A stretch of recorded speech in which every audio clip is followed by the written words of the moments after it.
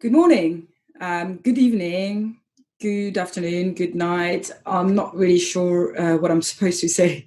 It is a little bit strange to talk to my laptop from my bedroom when I was hoping to actually talk to physical people.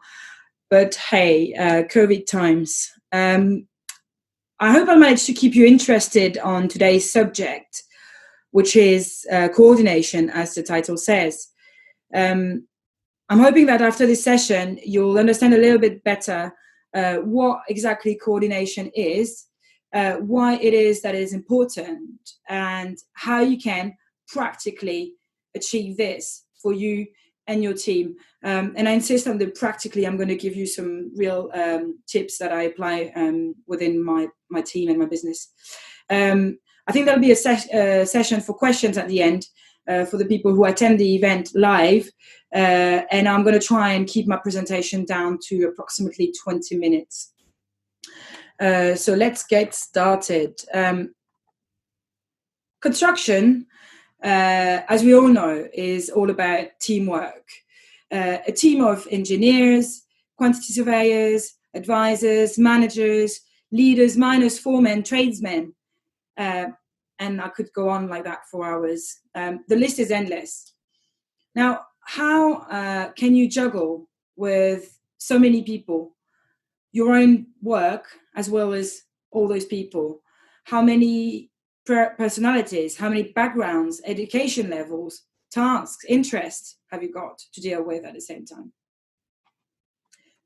In order to manage to achieve great things, because that's what it's all about, that's what projects are for. We build big projects, and we go from a site like the one on the left-hand side on my slide, which is a park, which is a state I found my site in when I first started on the project, to where it is now, as you can see in the picture in the middle, and where it's going to go at the end of the project. We've removed the landscaping to show you, but the shaft that you can see here is the shaft that you can see in the middle as well. So how do you go from one end to the other end? Before we move on that, exactly, I just wanted to talk a little bit about myself, and because you might wonder why I am here today talking to you about coordination. So my name is Sophie Lambert. I've worked in the construction industry for over 13 years now.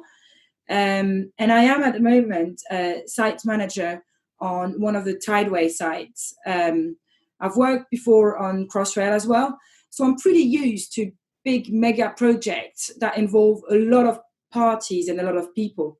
And I'm pretty used to having to juggle between the needs of my own team of direct reports, which at the moment is around 40 and is bound to raise a bit in the future. But also other functions that have been put to my disposal to use to help me deliver the project, such as the environmental department, the quality department, or the cost control department. I also have to cater for the needs of my client, who I've got a very good relation and strong relationship with on Crossrail, because they're built upon it. But I also have to bear in mind that their interest might be different to my interest or to our interest. Similarly, the stakeholders.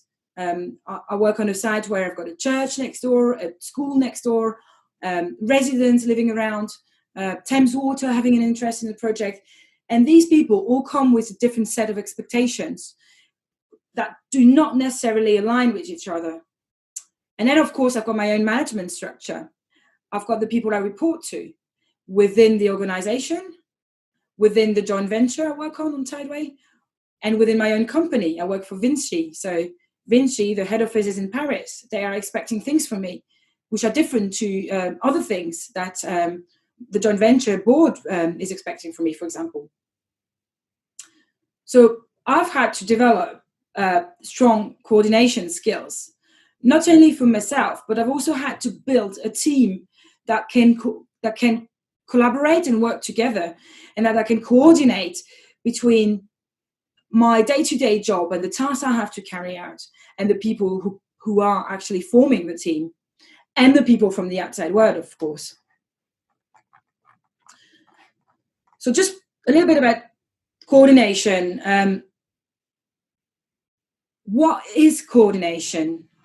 First of all, so I looked up in the dictionary, and this is the definition I could find, which is very simple, very efficient. Coordination is the act of making all the people involved in a plan or activity work together in an organized way. I'm not saying that you can't achieve things whilst being disorganized, but what I would say is that the potential output of something that's not being organized properly is probably going to be not as good or very unlikely to happen, as opposed to something that's been organized. A plan or an activity. So you're focusing the people and the team around a project, a vision. And most importantly, I think in this definition, it's made very clear that everything relies on all the people involved, all the people I've described in the previous slide, people from your own team inside, around you, your management, your stakeholders, your client. So now we've identified what we need, which is coordination. Let's have a look at how we can achieve it. I'm going to try and give you some practical tips that I've applied to myself to make sure that my team works in a coordinated way. And I'm going to start focusing on things that you can do to yourself and your practice of your job and how you can make people be coordinated. And then I'll focus on your team and how you build a team around you and how you make them collaborate and coordinate. So first off, let's have a look at yourself. The first big tick item is don't be stingy on energy. It's contagious. If you're very low energy, like really constantly bored and don't have a dynamic way of talking, etc., there's every chance that the people around you are going to behave in a similar way. Whereas if you're energetic, like I'm trying to be right now through the screen, and it's not very easy, but hey, I'm talking with my hands as well. It's contagious. So hopefully I'll manage to keep you guys awake behind the screen the same way I would if you were in the room. Because I think that's what it's about. If you're passionate about what you're doing and if you're giving away your energy, then the people around you are going to do the same. Prioritize your people over your tasks. So if you have to choose between a lengthy to-do list or someone from your team asking you for some information or for some of your time, I would recommend you to spend the time with them. And I know it might not be the thing you would do by default. Obviously, especially if you're under stress, you would potentially go back to your drawing board and it would be like, okay, right, what do I have to do? One, and then send away the disturbance. I think personally that as a manager, you should be doing the exact opposite. I think that if you prioritize your people over your tasks, you will make them grow. And actually your to-do list that was long like that is going to reduce potentially by half. Because you're going to be able to give them some tasks away. You're going to be able to discuss with them about the subjects. And mechanically, your to-do list will reduce. Similarly, share information, be open. Tell people the bigger picture. Tell people the information they need to know about. Because that way they'll be more efficient and they'll need less of your time. The more they know, the more productive they're going to be. And I think some people in positions of power seem to believe that knowledge is power. Well, it is until it isn't anymore, because if you have so much knowledge, but you're the only one to know it, it has absolutely no value. Knowledge is only valuable when shared. Adapt your language to the person you're talking to and be accessible. I think especially in the construction industry where we have such a varied bunch of people working together, we have engineers coming out of Oxford University, and we have Romanian people, Ukrainian people, French people, Italian people, Spanish people working all together. So there may be a language barrier. There may be some education barriers. There may be some different backgrounds, cultures. And I think it's really important that everyone in the team is able to adapt their language to who they're talking to. And you in particular, listen to what people have got to tell you, because most of the time, if you make time for them, if you make time for the team to speak to you, they will come up with more solutions than problems, and they will learn that you're available for them and you will be listening to them. So you'll get the best out of them, basically. Instigate a climate of trust. And most importantly, do what you say. Do not commit to things that you're not going to do.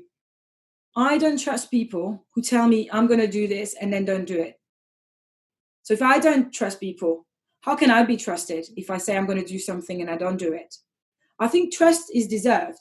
It doesn't come from your position of or who you are. It comes from you being true to yourself and doing what you say. Obviously, take the time to know your teams. The time that you're investing in the people around you will come back 100 times more. If you take the time to speak to them, know what rocks their boat, you'll get so much more out of them. And we're going to come on to that in the next slide a bit more. Pair up with different. I'm just going to share with you an exercise I did with my team a couple of months back. It's called Insights. And basically what people do is they fill in an online form, and then it gives them as a feedback a site of what their characteristics are. And then they're put onto this team wheel. And I did that with my team back then in order to see how we can work together. And really, it was really helpful for me because I realized, well, actually, we're very different from each other. There is a tendency, I thought there was a tendency for people to be all like-minded in this industry, because a lot of us are engineers and think very in the box, etc. And I've realized that no, actually, there are some different people, and these different people, they have different ways of communicating, they have different ways of working. If you manage to build a team that has all the characteristics around this wheel, you're going to get more productive, you're going to get more effective, and you're going to get better outputs as a team, productivity-wise. Just for your benefit, I'm number 11 here, Sophie Lambert, that's me. I'm number 11 here. And my deputy is number 13 here. So as you can see, we couldn't be more opposite on the wheel. We're totally opposite. However, our team works really, really well together. And why is that? Well, that's because we complement each other. So when there's something that he doesn't like to do, which, for example, is telling someone, no, I'm not really happy with the way we've handled the situation, I don't mind doing it, so I'll do it. Reversely, I'm not very good at thinking outside the box. I'm very inside my box. He, on the other hand, is very creative, innovative. So quite often he would come to me and tell me, Sophie, I've thought about this, I've thought about that. We should implement this technology. What do you think? And at first I'm always like, what? But overall, a lot of the technologies he's offered to me have been now implemented on site. Some of them have been applicable to COVID. For example, we've implemented some tracking devices on people that help us figure out whether they're within the 2 meters distance from each other. And they get a signal when they get into too close proximity. So a good reminder for them. And it's also good for us to do contract tracing, etc. But if he hadn't been here, I'd never have thought about it. And overall, we've gained so much in the team from having that complementarity. Similarly, find your allies and your enemies. Enemies is a bit of a strong word, but what I mean by that is if you are able to put on a map the people who you think are going to help towards your project and the people who seem to have opposite interests, then you can focus on them and trying to bring them into the team if you've identified them clearly. So if you've identified them clearly, you can work on them specifically. Obviously, know everyone by their name and something about them. It might not be easy on a big construction site. My site is about 40, 60 people. I'm trying to remember every single individual's name, including all the agency people who come and go, etc., because I think it's important for them to feel part of the team. Develop your people and be ready to see them go. Upskill them. I think it's very counterintuitive to say that. A lot of people tend to try and retain their people, because if you have a good element in your team, you don't want them to go anywhere. You want to keep them. I'm trying to do the opposite, because I think that you get better value out of people when they feel like they're growing in their position. And if you're getting I've got a lot of examples of very young graduate engineers who we've received on that project having no experience whatsoever in engineering. And they were really, really great, but they had a lot of energy to share. And we've used this energy to bring them up to a certain level of knowledge that they can now go and seed around. And I think if everyone jointly has this approach, then we can only grow from getting new people in and sending new people, other people away. It's just a cycle. And I think your people, if they feel like they're being taken care of, and I'm always going to come back to this, is if they know that you care, they will give you the best out of them. Give people leeway, and again, you'll get the best out of them. A good example here is, again, with my deputy. 2 years ago, he came to me and he said, Sophie, I'm sorry, I'm not going to be able to be your deputy anymore, because I'm about to be a dad, and I'm a construction manager, and I can't come on site every morning at 7:30. I want to be able to take my son to nursery in the morning. And so I think I'm going to have to step back and do something else. And I said, no, wait a minute. I'm sure we can find a solution where you still can carry out your duties as a construction manager whilst being a dad. And together we sat down and we agreed on a rota. So basically, he doesn't need to come every single morning, so he's not. So every other morning he goes to nursery and picks up, drops off his son. And the other morning he comes on site and does a start shift. What I got out of that is, well, first of all, the benefit of having that person working on my site, which was key to me, but also his commitment, because he felt like I care. Focus on cooperation and common goals to overcome disagreements. So when people disagree, instead of focusing on the reason why they're disagreeing, try and concentrate on what they have in common that they agree on. And a good example of that is, I was in a coordination meeting a couple of months ago with Joe and Max, and we're using Post-it notes on the board to put the program up. So we would say, well, next week, I'm going to do this. I put a Post-it note for that task. Next week, I'm going to do this, and I'm putting up a Post-it note to do that.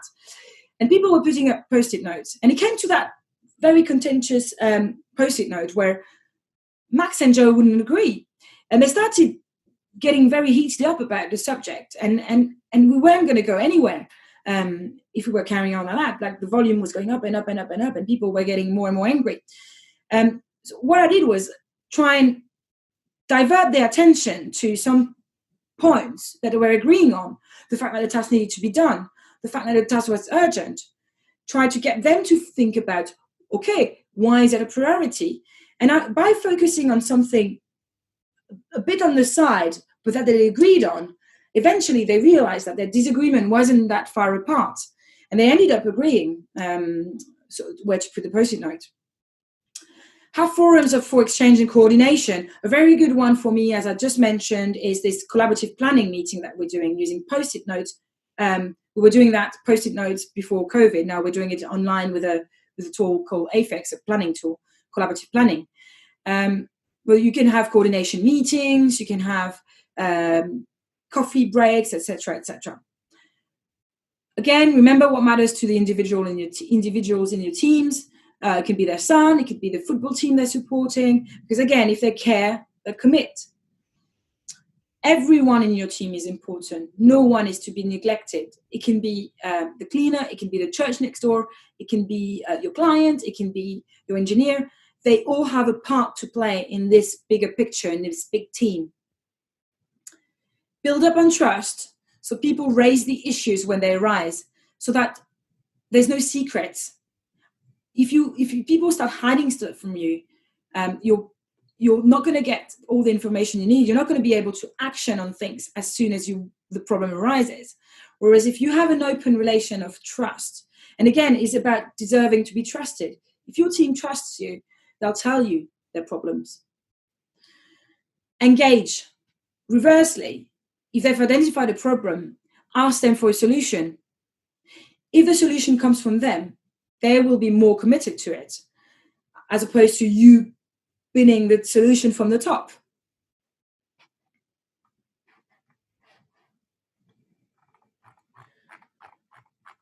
So, just in case you weren't convinced yet, quick example of where coordination hasn't worked really well on my site recently. We were installing a tube. So it was a bottom section already installed on site, and we were wanting to install a top section on top. And the top section had a slot on the side. The slot needed to align with the void. What happened is when we lifted in the second vortex tube in place to match up the bottom one, the slot at the top was completely out of orientation. It all came down to coordination when we did the root cause analysis. Basically, the site surveyor who done the survey of the bottom tube didn't share the information clearly with the person in the office who designed the opening location of the top tube. There were 3 holes that needed to align between top and bottom. The surveyor on site surveyed one only, the right-hand side one. The surveyor in the office plugged another one in the drawing, the left-hand side one, which led to the misalignment of the 2 sections. If there had been a coordination meeting or some sort of coordination between the 2, this would never have happened. We lost a week over this problem on site. So it goes without saying that you gain efficiency, creativity, balance, flexibility, and resilience. Because if your people are used to working together, if you have the processes in place, you can afford to have people come and go.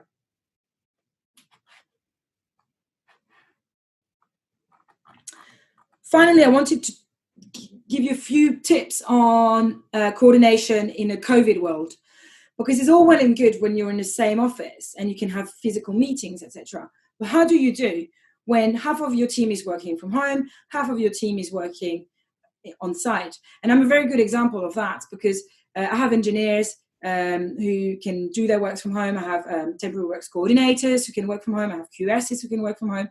And then I have the site works, which are obviously the heart of what we do. How do you make sure that these people work together as one towards the same goal?